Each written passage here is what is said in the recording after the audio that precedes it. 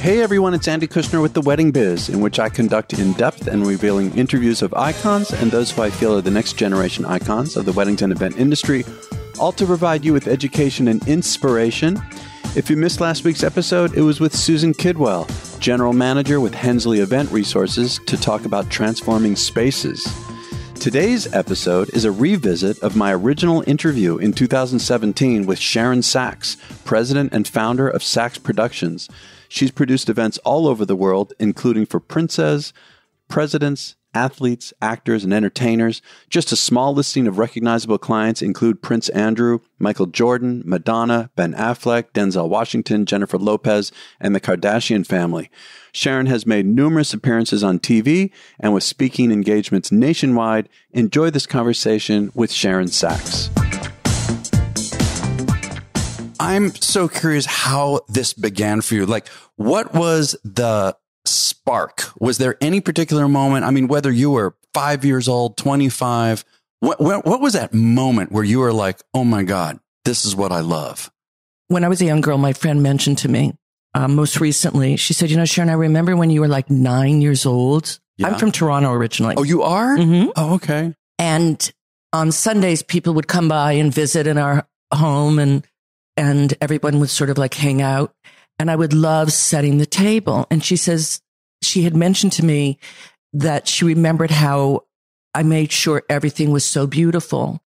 Being a part of designing and being a part of making things easy for people, yeah, has always been my love.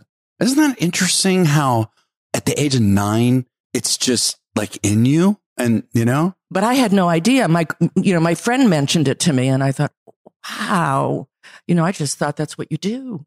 Wow. Well, so what did you do? Did this manifest even through like junior high, high school? Were you noticing yourself something like this in you, the passion? It was not an industry at that time. Okay. Yeah. It was just something that I just took for granted that, I just love it and I'm going to do it. Yeah. My world was law, and I worked on the Sirhan trial, and I worked on. What do you mean? You went to school and got I did not get a law degree. Uh-huh. I had the honor of working with the attorney that represented Sirhan on his writ of error coram vobis, which is the reopening of a trial with new evidence. Okay. And when that was over, I said, okay, what do I like to do? And I've always been a music lover. Oh, yeah? Uh-huh. What kind of music? Well, at that time, it was Motown. Yeah. So I went to Motown, and I went to their artist relations department, and I said, I want to work here, and this is the job I want. And they created a position for me. Come on. Yeah. That's a big deal. Now, wait, I want to back up for a moment. Are you talking about like your early 20s? I want to just get a rough idea of where we are. It was in my early 20s. Okay. And you go to basically Berry Gordy's company. Mm-hmm. And I imagine this is like at the height of Motown. Yeah. I worked with Marvin. What? Yeah. Come on. Yeah.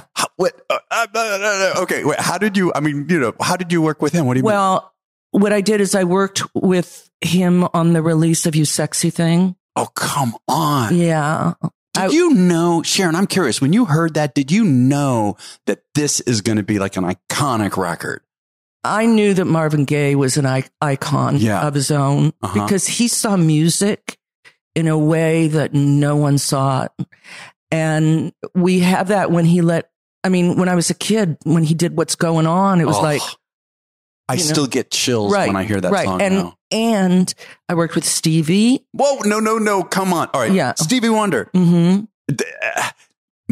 I have a music business that he is my single most influential, Well, there was nothing like that, right? What did you work with him? I was in the artist relations department. Yeah. And so I was the liaison between the artist, its manager, and the company. Yeah.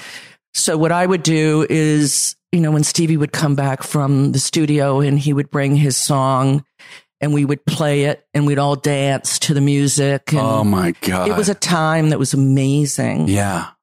Wow. A blast. How long did you work there? 3 years. And I worked with Lionel and all of them. Oh God, Sharon. Okay. So why? It's when Motown was Motown. Yeah. So why did you leave? I just knew it was time to move on. Yeah.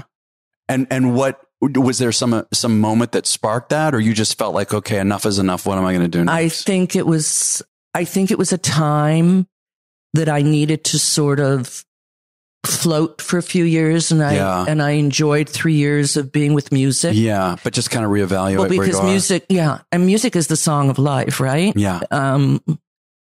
So then I decided to then go work for an incredible man by the name of Jerry Perenchio. And I did all of his events and his gift buying. So what did he do specifically? I did all of his events. Yeah, he was an event designer, producer? No, Jerry Perenchio he was partners with Norman Lear. Oh, shows how little I know. Okay. And it was called Tandem Tat. And all the television shows like All in the Family and everything belonged to that studio. Yeah. So he was a studio owner. Okay. And then I was with him for about... But wait, do you mind if I interject? But you're saying you were involved in doing his events. Like, where did that come from? Again, this is just nothing. The passion and the interest you had. Right. Did you have to interview? Like, how did you get the job? What did you have to show? Well, I met with him to assist him. And, he had a very large group of people assisting him. Okay. And he had a party and I created it and he loved it. You mean like you came up with decor and the concept? He was a man who understood beauty and the fine things of life. Yeah. So he allowed me to bring that to him and he approved it and he liked it. So I would do parties for Prince Andrew and I would do parties with Pavarotti and I had opportunities that I thank God for and that he was able to give that to me and allow me to grow. He is my mentor and he is the man that I thank for allowing me to look at leaves or look at flowers and just see my imagination go crazy. Was it, when you say he was your mentor, was it more that he gave you the free rein to do this, or were there specific things you learned from him? I learned from him. Like what? Anything in particular? I learned that your word is your bond. I learned you promise nothing. Don't recreate high expectations that you can't deliver. And when you promise, unless you do visuals, you're due for failure. So he is a man that in the United States he was looked up to. He just recently passed as one of the iconic men who created elements that the world never even knew. He bought Univision and turned it in 10 years into a $14 billion business and then sold it. Yeah. And he also brought, Univision to a level that it deserved to be, which was incredibly magical in all of its production. So it sounds like obviously he like you say, he gave you this environment to do. Do you remember any specific, can you give me a story from that time? So obviously it's your early years as far as what you did for any particular party, whether it's Pavarotti or Prince Andrew, just any details that you could tell me a little bit about? I had a hotel. It was the Beverly Wilshire and we were doing a party for Prince Andrew. Okay. And I had to be very careful in the way that I did things because I never wanted a photographer to be able to get a shot of Prince Andrew moving a certain way where it could be sort of taken as being something else. Oh, interesting. And I took the stairwell going up to the ballroom and I wanted to turn it into a garden at Buckingham Palace. Wow. So it was all hedging and flowers. This is up the stairwell. Up the stairwell. Wow. And then when you entered the pre-event room, all the walls, and this is before anybody was even doing this. Okay. Wherever there was a sconce, the flowers went to the floor. The room was not about props or unusual things. It was about magical flowers, beautiful lighting. It took people's breath away. Well, and I know that especially back then, lighting was not a big consideration like it is today. No. And it is the makeup. Yeah. It's what makes anything look good. Without good lighting, you're out. Wow. Interesting. I don't know if this is hard to answer, but like, where do you think that even came from? Since that was not, common in that day, that you would think of using lighting in that way. I don't know. Isn't it interesting how a lot of these things are innate? I look at architectural magazines a lot. And I look at runways and fashion. And I've always known that what makes things beautiful is not the unit itself. It's what enhances it. And a lot of what makes a fashion show incredible are the lights. So I worked with designers who really got it. And it was an honor to be able to do that. And I did that while I was still working with him. And he was in awe of what I created. That's, it's really nice. I'm just thinking, again, this is the beginning of your life in this, your career in this. And I was like 25 or 26 when I did it. But to have that nurturing, I think that's a big part of it, don't you? Is that nurturing support around it. We all need that. So so you worked with him for a few years, you were saying? And then what? And then I went into him with great apprehension. Okay. And I told him I would like to go out on my own. Yeah. And he looked at me and he said, I did that.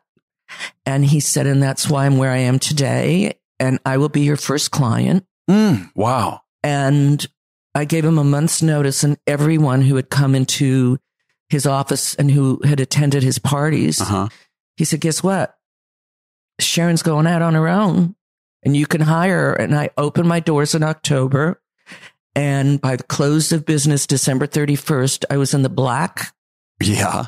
And I just had a full client list. What year was this?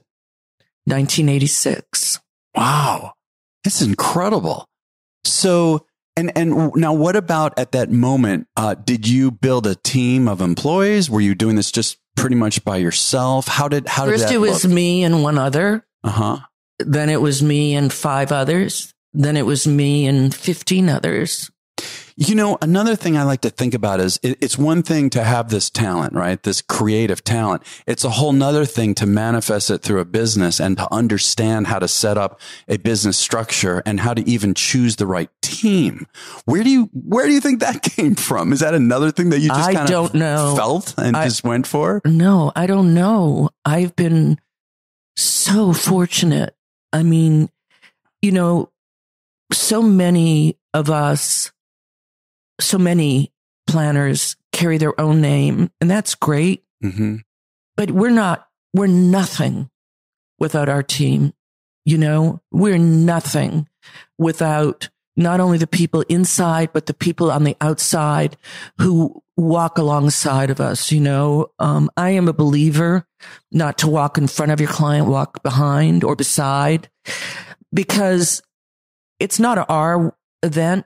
It's their event. Yeah. And what we are the architects, we're there to let the room look magical, let it deliver what it is they want to remember for the rest of their lives. Whether it's a wedding, whether it's a shareholders meeting, whether it's the Revlon Run Walk when it took place, it's not happening anymore. But, humility is what it's all about, and being humble is what it's all about, and giving back is what it's all about. And I think those types of things allow myself, and I hope my team, to be able to always be happy to deliver the dream. Oh, I like that. I want to stay for a moment with the team aspect of it. So would you have any tips on how to choose the right team people, the members themselves? It's funny question you ask, because I don't have the answer for that.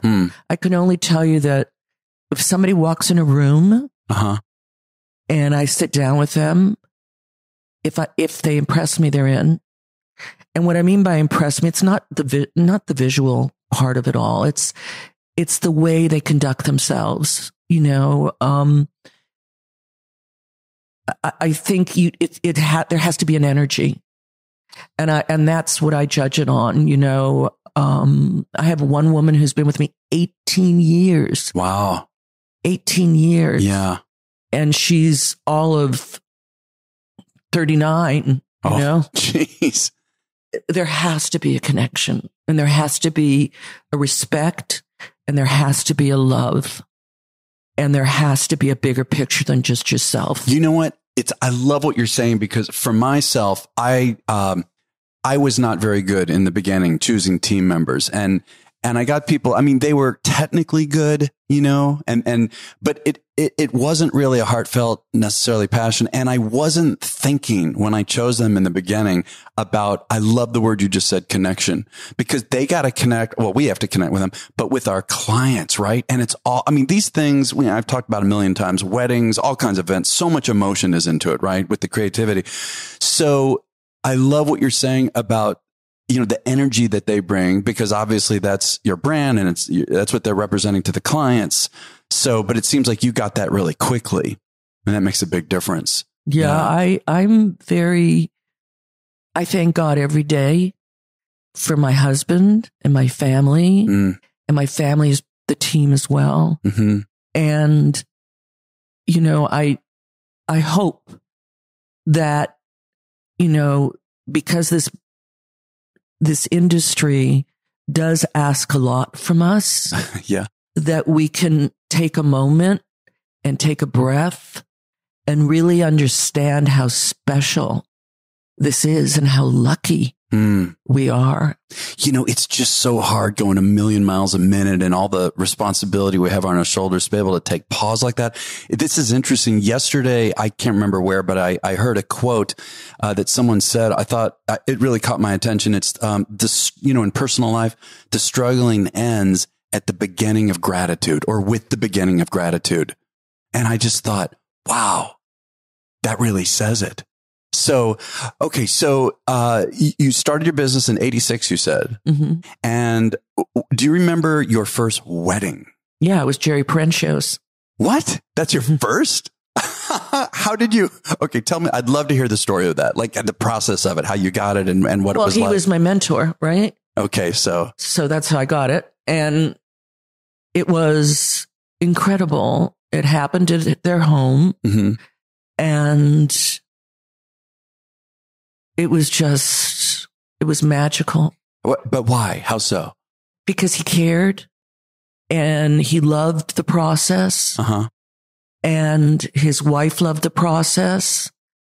And we were building it at his property. And what he saw made him smile. And he's a showman. You know, he's very private, so I can't tell you very much. Okay. But he could appreciate the theater. Oh, man, he knew everything. He knew everything. He understood everything. He walked it. He talked it. He sang it. I mean, he was the ultimate. And he loved what was being done. And he guided the whole journey. So what is your process today in general? If you wouldn't mind taking me through that from the beginning of meeting a client, how that goes, how you do that, how you pull out what you need to know in order to create, you know, these beautiful experiences that you do and taking people on a journey. Can you tell me about that? Well, what usually happens is we have a face-to-face and we decide about what it is they would like for their wedding, whether it's a wedding of 35, you know, in a backyard, or it's a wedding of 50 in Europe. Yeah. And from that, then we discuss what are some of the elements that are important to them. And that sort of inspires a conversation of dreams. And then from that, we decide whether or not we're going to be wedding planner and bride and groom. And you mean in terms of working together? Are you a good fit? This is so interesting that you say that. I'm hearing this more and more at this high level, like yourself that you're at, is how important it is to make sure the connection is right. Yeah, that there's a connection. Okay. And then then if we're hired, then we go straight out and start planning. Yeah. Interesting. But we send photographs. We want to hear what they want. It's not me or my team walking out and saying, this is what it's going to look like. It's more about what is it that you would love to have for that day. Yeah. And it's our job to make sure that's what we give them. Can you tell me a story of a favorite wedding that you are able to talk about, in terms of the look and what you created? Are you able to give me details, any in particular? We did a wedding in Carmel where we were in the redwoods. And we took the redwoods and we brought in all antique couches in white, all different. And then the aisle it was just after Tom Ford had done his fashion show. And I remember seeing the aisle, the runway, with like maybe 5 inches of rose petals. Whoa. And I suggested that to the bride and she loved it. But she was so on the point. The redwoods had just a touch of florals around them. We were in God's world, We were where God sort of gave us this magnificence of nature. And the wedding ceremony was breathtaking, and Martha Stewart covered it. The cocktail reception happened in the pasture with all these magnificent horses around. Oh, that's awesome. Horses were around. Yeah, it was breathtaking. Wow. But in what way? Like, what were they? They were behind their fence, but the bride. But they were there in the vision. They were there. Yeah. And there's just something about animals that are pretty special, especially horses. That is the coolest idea. I haven't heard this one yet. That's fantastic. Well, they lived there. Yeah. It was amazing. It was. So you brought the elements of their life, obviously, into it. Right. And we captured that in photography.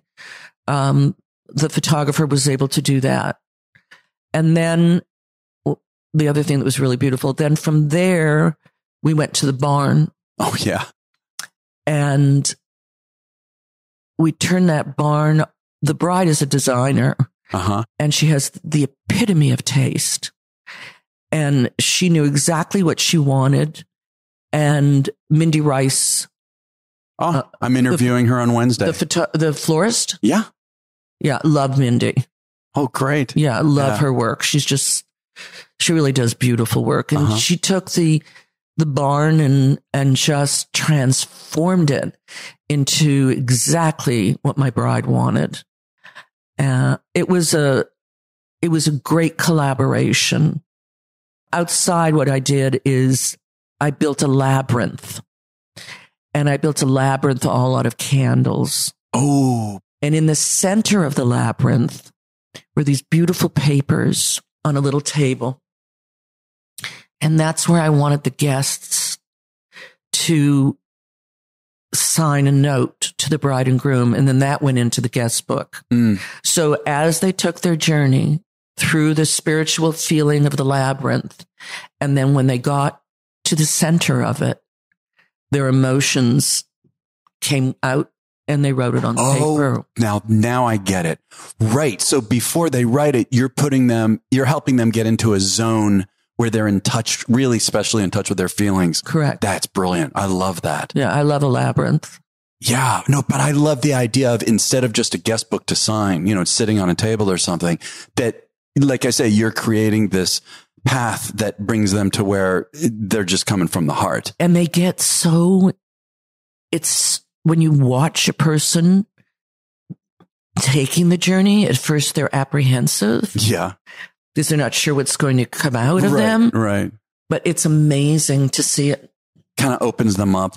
And we have a photograph of the bride and groom in the center of the labyrinth. And then there's this most beautiful moon overhead. Oh, I don't know how you arranged for the moon to be like that. I didn't. The bride had to pull. Right. It was really beautiful. A moment ago, so you were talking about with Mindy Rice, you're talking about, in terms of the team, the outside team, collaborating. That's right. Can you say something about that too? It's what it's about. It's not one person. It's, it's our job to put the team together as a planner, that the team that would best represent the client and give them what it is they want. And Mindy Rice was the perfect florist for this bride. Well, and I would say that you were the perfect, producer designer for her to be able to do what she does. Oh, thank you. Yeah. I mean, cause that's a whole nother thing, is, for me, when I'm working with a planner designer who, it says, instead of just handing me, Andy, what do you think? Do you have some suggestions? I love that. I mean, I love that. I guess the synergy, let's say, of that. And that's a talent too, right? I mean, I see it with the music, but for you, for sure, putting together the team, not just within your company, but also that team for the events. Do you tend to work with a general team of the same people, or do you change it up a lot? I change the team depending on the client. Mindy is perfect for some. Jeff Latham is great for others. Mark's, there's tons of florists. And depending on the client, that's who we bring in. So I'm also curious about, obviously these events can be very complex. How do you feel about challenges? And like, can you give me an example of, a really one or two major challenges that you had to deal with and how you dealt with it to overcome it? When you say challenge, the first thing that comes to mind is we were doing a wedding in Montecito, and our vendor went to the fire marshal and we got approval on everything. And then what happened the week of the wedding is the fire marshal left and a new fire marshal was there. Okay. And so his way of approving was different. And he came over and he decided, after the whole ceiling had been filled with 10,000 wisteria silks, that he wanted a sprinkler system put in, and he wanted a test. A test? Yeah. Okay. Well, I thought I was going to choke, but we came together and we got the sprinkler system in. Now, if I would have run a test, all the flowers would have been ruined. Yeah. So we ran a test on the outside, but I think that was probably, I had 3 days to make that happen. Wow. And it all worked out, but wow. Well, what is your general feeling about, these last minute, we're already in the throes of all of this, and then, bam, some kind of a big wrench gets thrown into it. Not usually, though. No? No, when you say wrench, give me a wrench. Well, I mean, just like some kind of a last second challenge. Like, for example, at my own wedding, I heard that the tablecloths, the linens rather, had not shown up. Now, I don't know what the planner did to get them. It was at the last second, and just anything that in the moment. Well, that's not good planning. Oh, interesting. Okay. I mean, those linens should have been there a day or two before. Ah, right. So I mean, unless something horrific had happened to the linen company, but I mean, for me, and you should never have known about it. Yeah. Yes. I know. I agree. Because it worked out. So the best news is no news. Yeah. Yeah. No, we don't tell our clients anything. They don't need to know. Sure. Anything. No. They absolutely don't need to know. What about, also, you seem obviously very spiritually based, I can tell, and this is really important. Do you have like any kind of a morning routine or something that you do to get yourself in the zone for the day? I meditate. Do you? Any particular kind? No, I just mindful awareness. Yeah. I took a mindful awareness class, and I think it's really an incredible tool, and it allows you to focus. Mm-hmm. And to sort of take your mind, body, and soul and put it together. Mm. And, my husband and I, sometimes we sit outside and in the morning and there's koi and there's waterfalls. And so if you can just grab the beauty of your life, I think then everything else just escalates. Do you do this when you travel? Because I know you do events all over the world. Yes. You make sure that you keep that routine every morning. Yes. So it just grounds you for the day. Grounds me. It's only like 10 minutes. That's it. But still, it's grounding. Right. Do you have an end of day routine as well? Sleep. No, I have no tequila. No. Right. No, I know. But yeah, so it's really just the beginning of the day. It's the beginning of the day. And I like to, find peace at the, I don't have issues. What's really funny about me is that I try not to be a person who creates drama. I want it to be a team, and I don't need to pick on little things. There are things that do bother me. If you fold the napkin incorrectly, I'm not okay with it. If I see lighting poles, I'm not going to be happy. So all my vendors know what I need to have to make me happy. Mm. And, we go through it and we pray that it's all going to be the way the bride and groom want it. What about balancing your personal life with your business life? I mean, you're very busy. You got an intense schedule. We were talking before we turned the mics on how just really the whole year, so much is going on. How do you feel about that aspect of it? Do you have balance? I'll ask you first. No? No, I have an incredible husband. Yeah. And he has allowed me to, well, it's not really he's allowed, but he has. He's been able to say to me, honey, just do what you need to do. And I do it. Hmm. But like after this job we do next week, I'm off with him for 4 days and then back and then off for 2 days and then back. But, we need to take time. And this year I haven't done it. So I will try to set something up with him that'll be fun. We like to fly fish. Oh, really? Do you? Yeah. And it's really fun. And maybe we can go to Jackson Hole or something like that. I was going to say, here we are in, how is it, Calabasas, California. It's stunning, the drive here. You suggested I drive up the beach and then cut over. Oh, fun, my God. Beautiful. Right? A nice way to start the day. Yeah. I know. So we like to fly fish, and we go to Montana and we go to Idaho and we go to Cabo, and we'll even, he'll go fly fishing up with his buddies, somewhere near here. Isn't it a really critical part and sometimes difficult? To have your partner, in life be able to understand and be supportive of what you do. It seems really like that's a difficult piece too, to find someone who can get it and understand. But I guess because you started this so long ago, obviously, I don't know how long you've been married, but he must have come into this knowing this is who you are. He and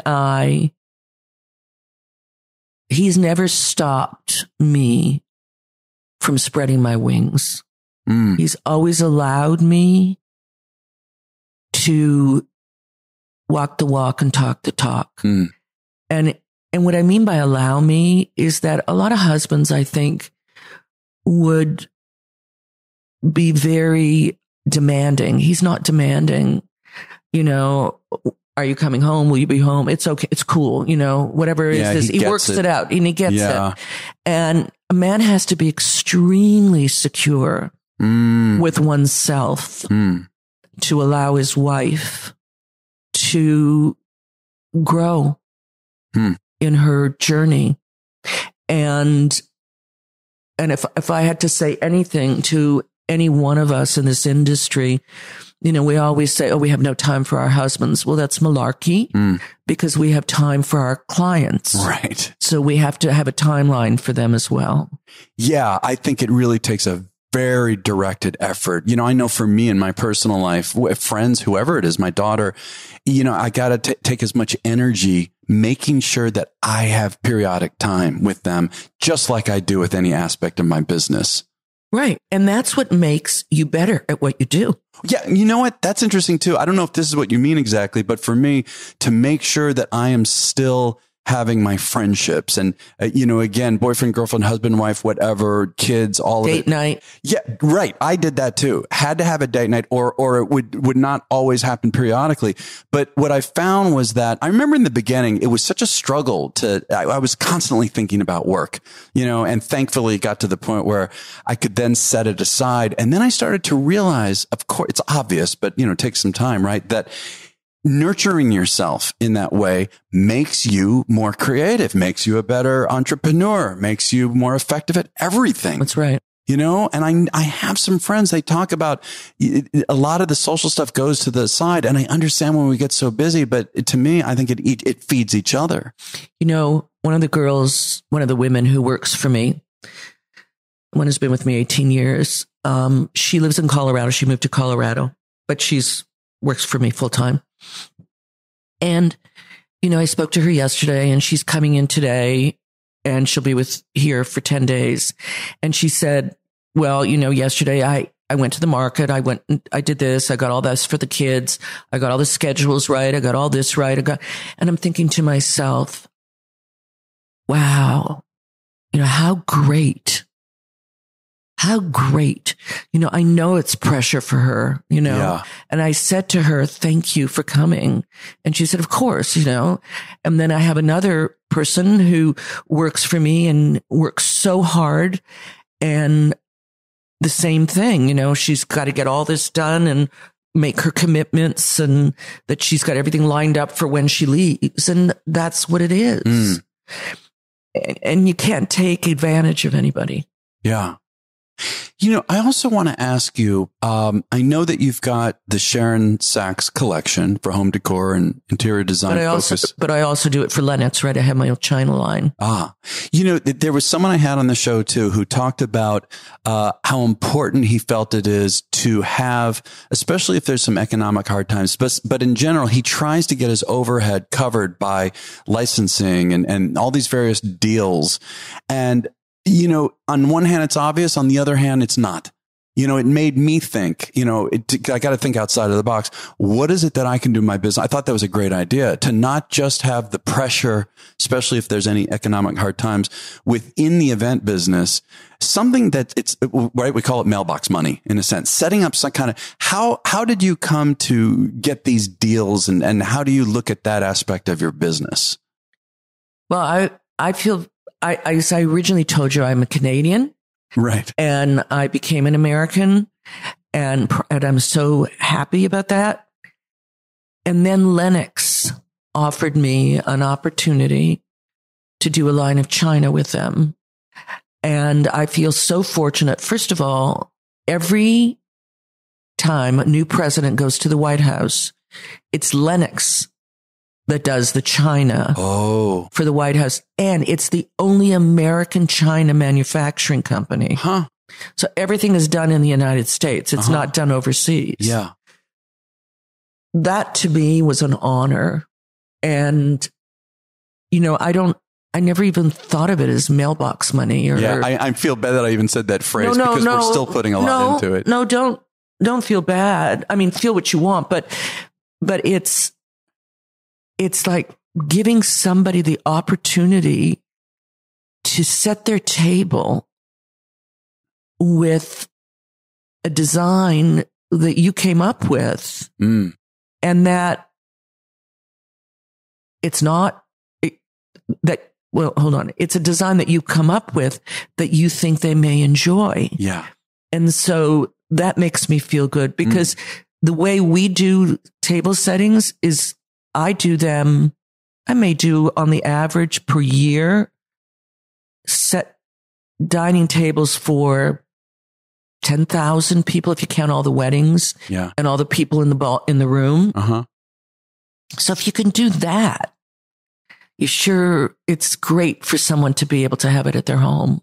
Isn't it interesting too, to just think, I mean, it's like this show. I really don't know, who is listening. How are they? I had gotten a call that someone was saying, that they listen every week in the office. They have it on. I was like, oh my God, I don't even know what's going on out there.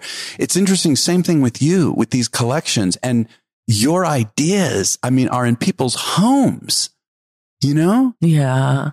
It's really special. And I feel really lucky about that. And I feel honored to be a part of Lenox. Honored.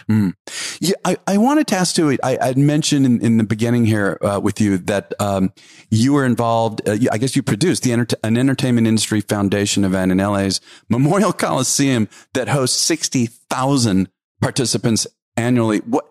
Can you tell me about that? How do you do that? What is it? What did you do? Well, we were the production team, and we did it with the Entertainment Industry Foundation and Judy Davis. Okay. So we were one arm of it, and we assisted with all production, all logistics, all entertainment, you name it, we did it. We were not in charge of the fundraising, et cetera, et cetera. That was an incredible journey for us. We did it for 19 years. Wow. And we did it in New York and Times Square as well for 3 years. Come on. And then it's no longer, Revlon has decided not to do it any longer. Yeah. But the Entertainment Industry Foundation is an incredible arm, and it was an incredible journey for us. We have a long time relationship with them. Can you tell me anything about what you did specifically? What it was like? It was probably one of my favorite events. Oh, yeah? Okay. Because when you saw people coming through the finish line, they did a 5K. And we did the opening ceremonies on one street. And then we did the closing ceremonies on the Coliseum floor. So they would run through the Olympian Tunnel, and they would come through the finish line and get their medal. And then there would be a concert we'd have a concert for them on the field. It was amazing for people who are survivors, people who are fighting the disease, people who have lost people to the disease. Is this? It's women's breast cancer. Okay. And as a result of this run, the drug Herceptin was developed by Denny Slayman and has assisted many women with their battle. Wow. So I felt really humbled and honored to assist in bringing that event to what it needed, but there was a full team. It wasn't just us. So what about the future as we get ready to close here? Do you think far ahead much, like, what your goals are in the next 5 years, something like that? Yeah, I think about just making magic. And what magic can I make that no one's ever seen before? Because that's what I love doing. I'm trying not to do what's been done before. Let's make it unique. Let's make it special, and let's make it personal. And that's all I think about. Whew. Well, on that note, Sharon, thank you so much for sitting down with me and sharing your story. I appreciate it. Thank you. Thank you for listening to my conversation with Sharon Sacks. If you enjoyed this episode, don't keep it to yourself. Please tell a friend, and be sure to follow us on Instagram at The Wedding Biz. Be sure to check out our guest's website, which is sacksproductions.com. You can also find her on Instagram at Sacks_Productions. And also be sure to check out Preston Bailey's show, Stop and Smell the Roses, and also Sean Lowe's show, The Business of Being Creative, both at theweddingbiznetwork.com or by the show name on your cell phone's podcast app. Next week's guest is going to be Joanne Grigoli to talk all about working with music and entertainment to take your event over the top. And again, if you can follow us at The Wedding Biz on Instagram in particular, and we'll catch you next week.